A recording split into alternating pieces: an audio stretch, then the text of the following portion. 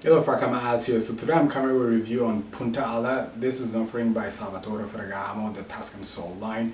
I did reviews on the Tuscan Sand line, Golden Acacia, Instant Sweet, and White Mimosa.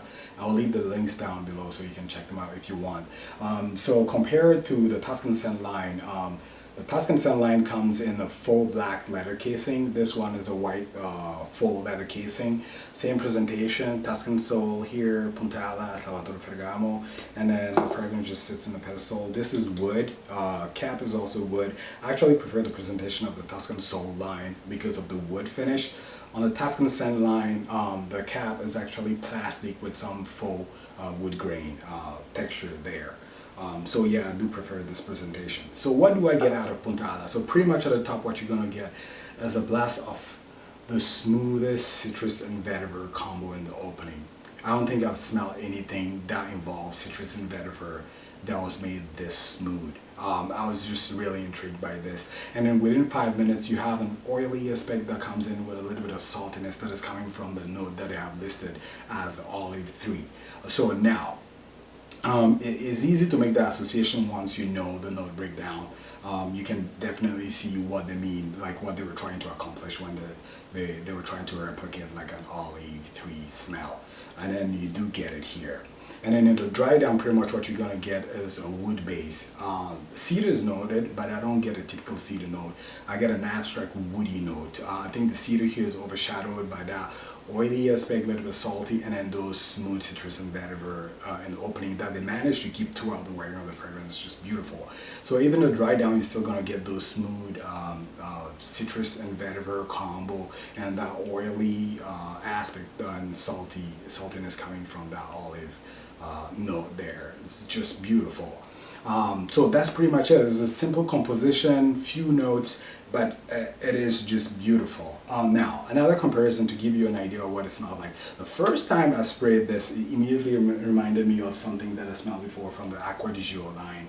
And then it was between Acqua di Gio Essenza or Profumo, so I did do a comparison there. So these were my favorite last summer. This is a 6 ounce and this is a 4 ounce. Like you can see, I made it down here with all the testing that I'm doing.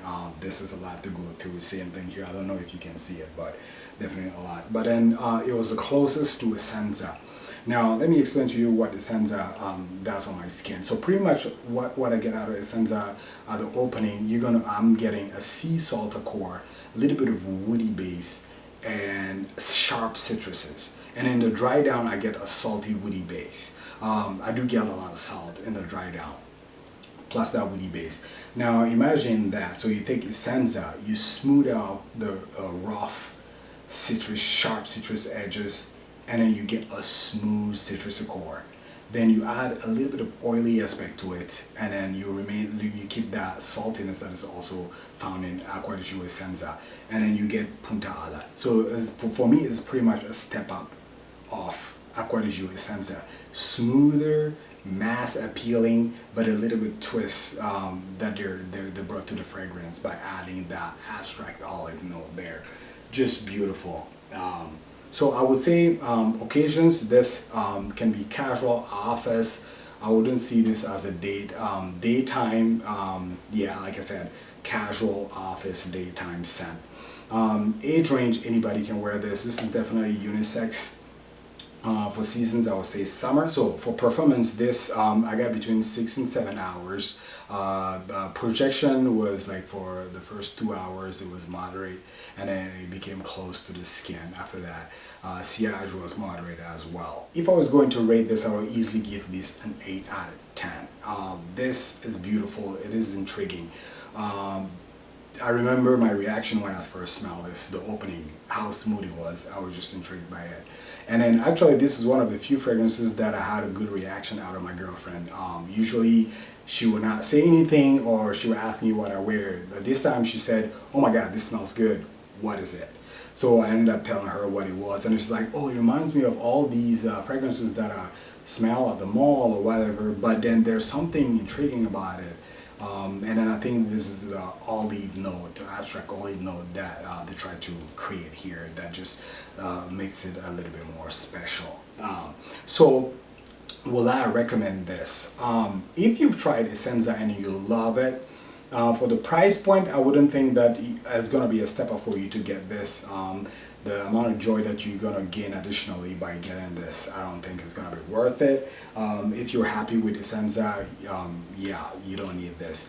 Now, if you've tried Essenza and you think it's a little sharp, it's a little synthetic, you're looking for something smoother but still mass appealing in the same line as Essenza, then this is a must try.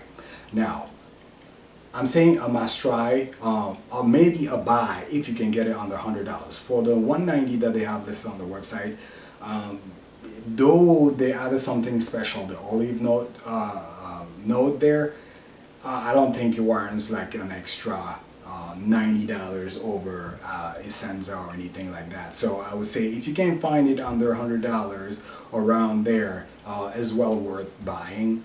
Again, a smoother version of Acqua di Gio Essenza. I just love it.